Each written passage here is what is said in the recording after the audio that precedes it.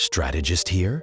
There I was in a 5'11" tall, strong black man with long dreads inside of my all-white luxury villa in Pattaya, November 19th, 2025. When a knock on the door woke me up, late in the night, immigration detained me and sent me to a Soi 5 police station. While inside the rusted, old, smelly, rat-infested prison, in walks the sweetest woman I have ever seen in Thailand. She was 5'7", about 160 pounds long, straight black hair, to her shoulders red tank top and black skin tight leggings. Or stalking a miniature version of Kim Kardashian. I told her, "My love, we belong together. We deserve better." She stood in the cell beside mine, crying about how to escape. I comforted her and told her this would be over soon. Not javing much time, but wanting to know her intimately, I remained calm above her. She gave me a cigarette, and I gave her a lighter. Our hands touched, and ever since then, I knew she had to be mine forever. I asked her name, and she told me it was Khadija. Khadija feared losing the little she had, but her desire burned bright about 7 out of 10. I told her she had to choose me to deliver her dreams, seeing as I was fascinated by her bad manners. She did, and quickly I changed her name to D.O.V.E. I have never looked back since that ambitious night. I remained silent as I walked into my cell. A few days went by from the Soi 5 location to some deep police station in the middle of the jungle between Pattaya and Bangkok.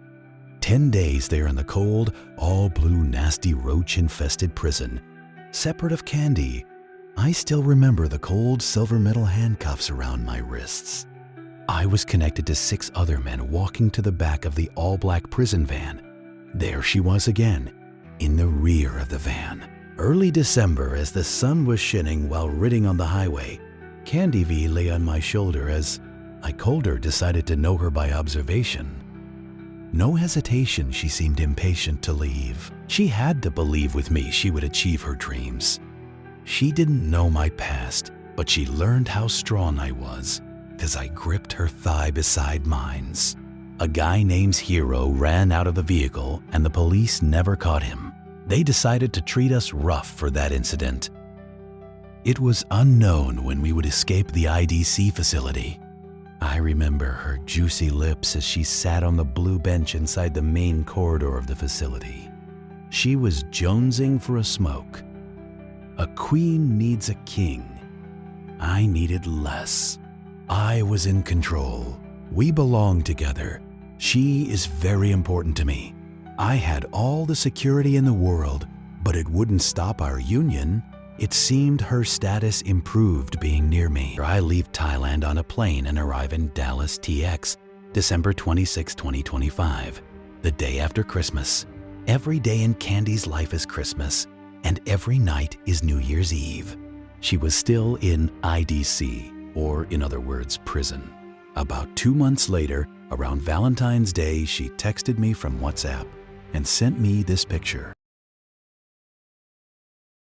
I gave her attention and changed it with skill to this.